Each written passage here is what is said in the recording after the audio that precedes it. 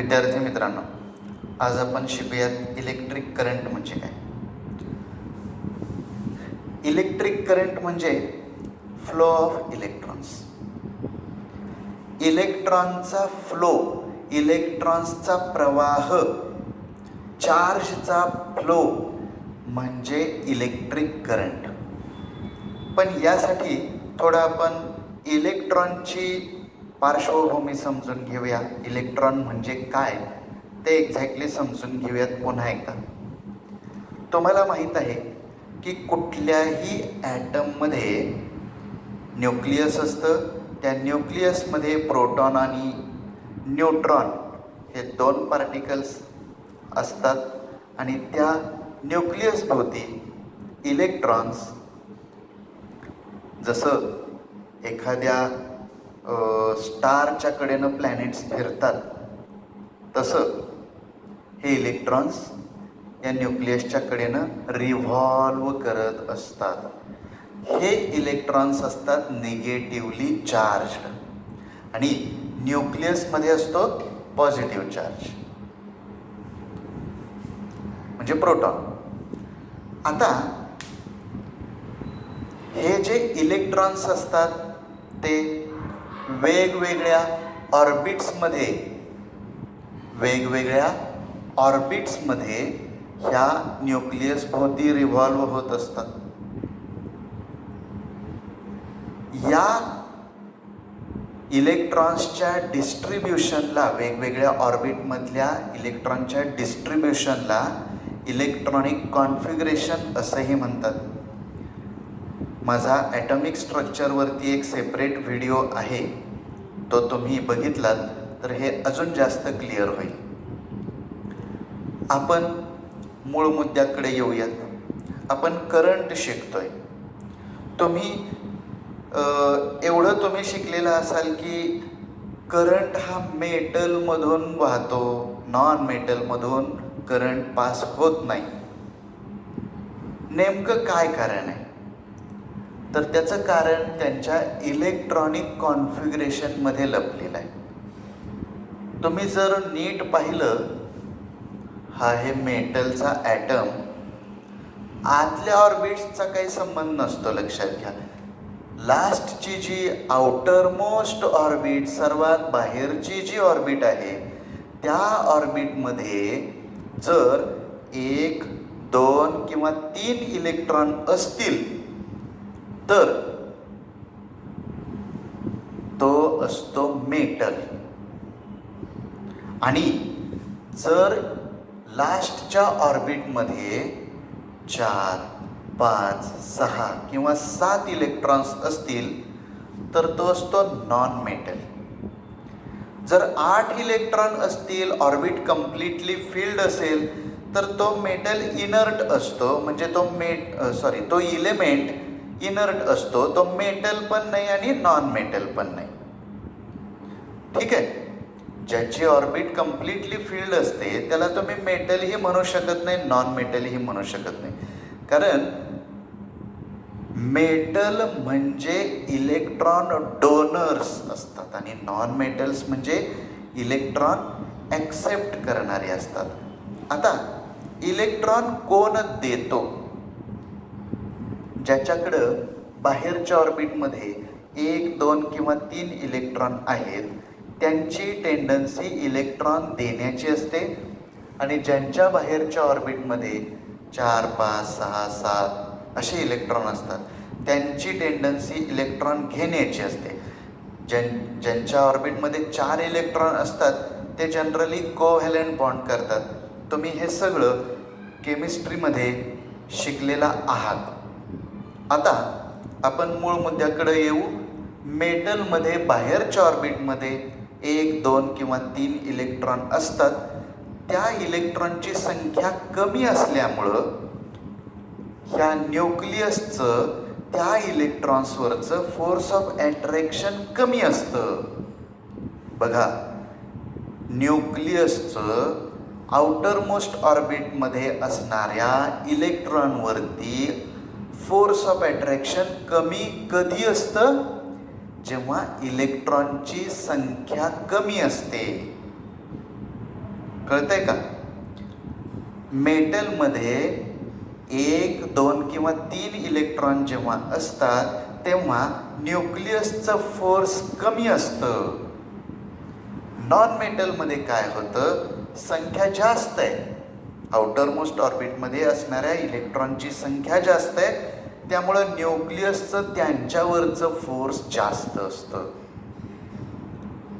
यामुळं काय होतं बघा, आता ह्या दोन्हीतला मुख्य फरक काय, तर मेटलमध्ये न्यूक्लिअर फोर्स कमी असल्यामुळं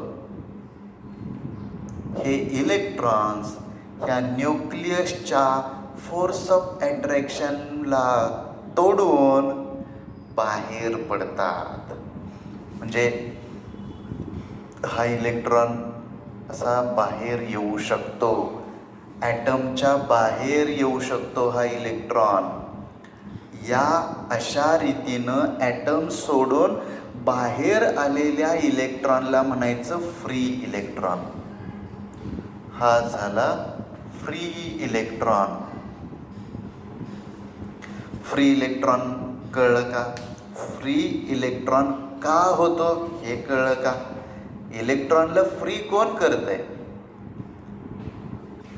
हा जो इलेक्ट्रॉन आहे हा आउटर मोस्ट ऑर्बिटमध्ये आहे, मुळातच न्यूक्लियस पासून दूर आहे. आणि ह्या इलेक्ट्रॉन्सची संख्या आउटर मोस्ट ऑर्बिटमधल्या इलेक्ट्रॉनची संख्या कमी असल्यामुळं फोर्स ऑफ अट्रॅक्शन कमी राहतं. आणि ते फोर्स कमी असल्यामुळं इलेक्ट्रॉन थोडी जरी एनर्जी मिळाली त्यांना तरी ते त्या ॲटममधनं बाहेर पडतात. अशा इलेक्ट्रॉन्सना म्हणायचं फ्री इलेक्ट्रॉन्स. मेटल्समध्ये फ्री इलेक्ट्रॉन्स असतात. म्हणजे घरातनं बाहेर उगी रस्त्यावरती बोंबलत फिरणारी पोरं असतात ना, तसा प्रकार आहे हा फ्री इलेक्ट्रॉन्सचा. लक्षात ठेवा, आई वडिलांचं लक्ष नसतं अशी मुलं घरातनं बाहेर कधीही पडणारी असतात, तसे हे फ्री इलेक्ट्रॉन्स आहेत. फोर्स ऑफ अट्रॅक्शन कमी आहे. ओके, आता मी या ठिकाणी एक मेटलची वायर दाखवलेली आहे. मेटलच्या वायरचा तुकडा आहे. याच्यात हे जे दाखवलेले आहेत हे आहेत फ्री इलेक्ट्रॉन्स. पण आता गंमत काय असते, हे जे फ्री इलेक्ट्रॉन्स आहेत ह्या इलेक्ट्रॉन्सना सतत कुठल्या ना कुठल्या डायरेक्शनमध्ये फिरायचं असतं. आता बघा, हा इलेक्ट्रॉन समजा इकडं चाललाय तर याला इकडं जायचं आहे, याला इकडं जायचं आहे. प्रत्येक इलेक्ट्रॉनची डायरेक्शन कुठल्या तरी वेगळ्याच दिशेनं आहे. प्रत्येक इलेक्ट्रॉनला कुठल्या तरी वेगळ्या दिशेनं जायचं आहे. याला म्हणतात रँडम मोशन. हे इलेक्ट्रॉन्स असे वेगवेगळ्या डायरेक्शननी मूव्ह होत असतात, रँडम मोशनमध्ये असतात. त्यामुळं हे इलेक्ट्रॉन्स सगळे एकमेकांचा मोशनमुळं निर्माण झालेला इफेक्ट न्यूट्रलाइज करतात, कॅन्सल करतात. त्यामुळं ह्या इलेक्ट्रॉन्सच्या मोशनमुळं कुठलाही इफेक्ट मेटलवर होत नाही. परंतु जेव्हा तुम्ही ह्या इलेक्ट्रॉन्सना एक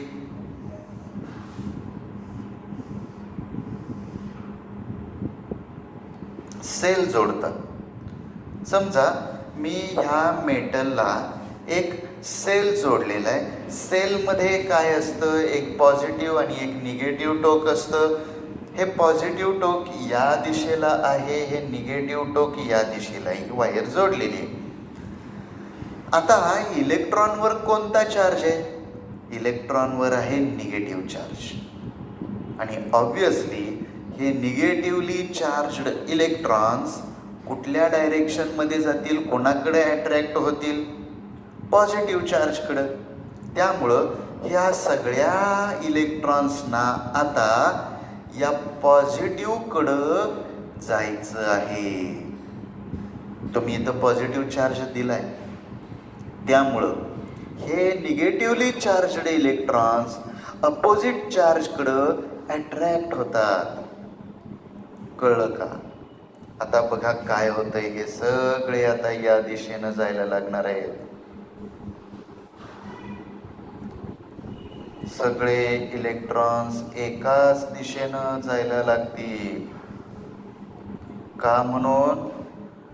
कारण ह्या इलेक्ट्रॉनवर आहे निगेटिव्ह चार्ज आणि आम्ही इथं दिलेला आहे या डायरेक्शनमध्ये कोणता चार्ज दिलेला आहे?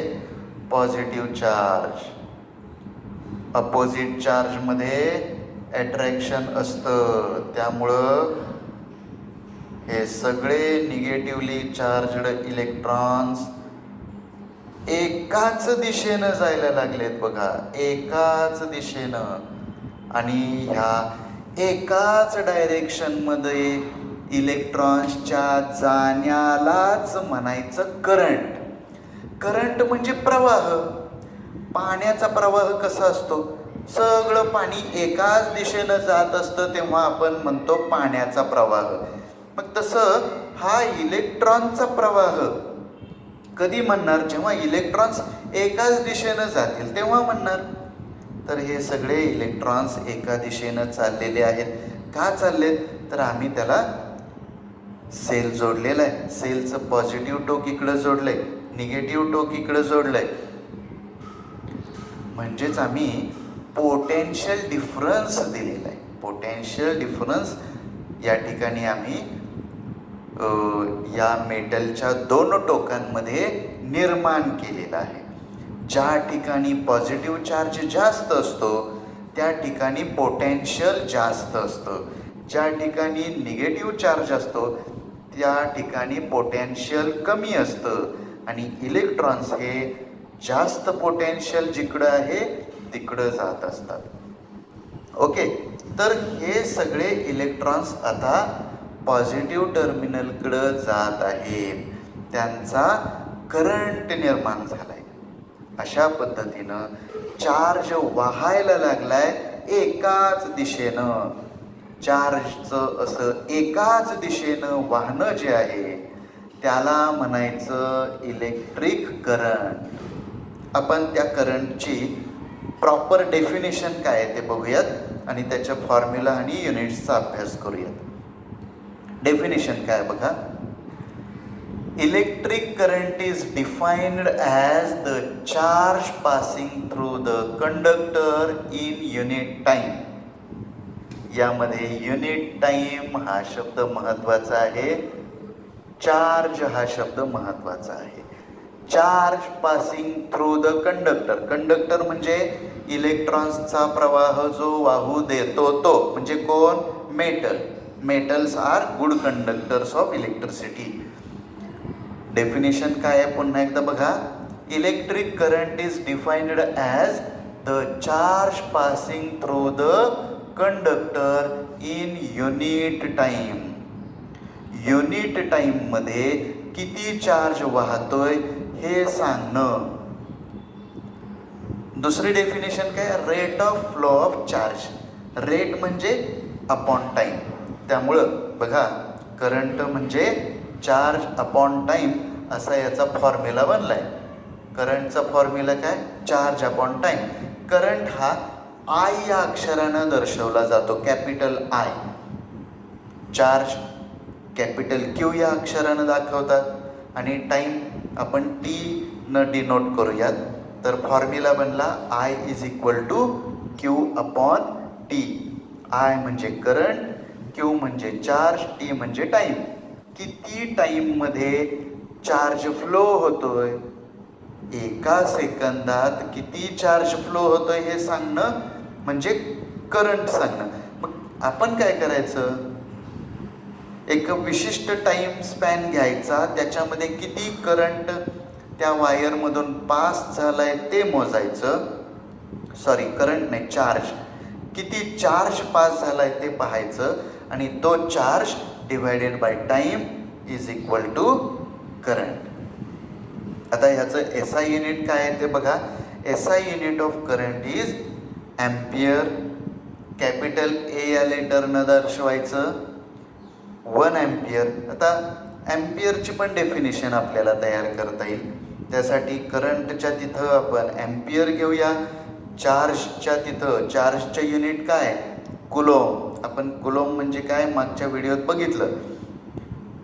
चार्जचं युनिट आहे कुलोम, टाईमचं युनिट आहे सेकंद. म्हणून 1 ampere is equal to 1 coulomb upon 1 second. याचा अर्थ काय? तर जर एका सेकंदामध्ये 1 कुलोम एवढा चार्ज पुढं जात असेल त्या वायरमधून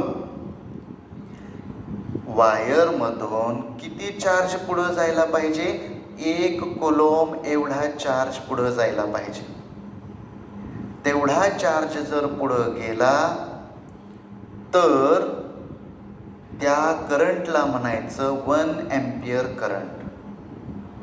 बघा मित्रांनो, यासाठी तुम्ही मागचा व्हिडिओ बघा आणि त्यातून तुमच्या लक्षात येईल की 1 ॲम्पियर करंट म्हणजे किती एका सेकंदात. आता हे बघा, ही वायर आहे अशी कल्पना करा आणि आपण या ठिकाणी लक्ष ठेवून बसलोय, इथं लक्ष ठेवून बसलोय. किती करंट पुढं जातोय, किती चार्ज पुढं जातोय हे बघायचं आहे आपल्याला. या ठिकाणी आपण वेळ लावून बसणार आहोत.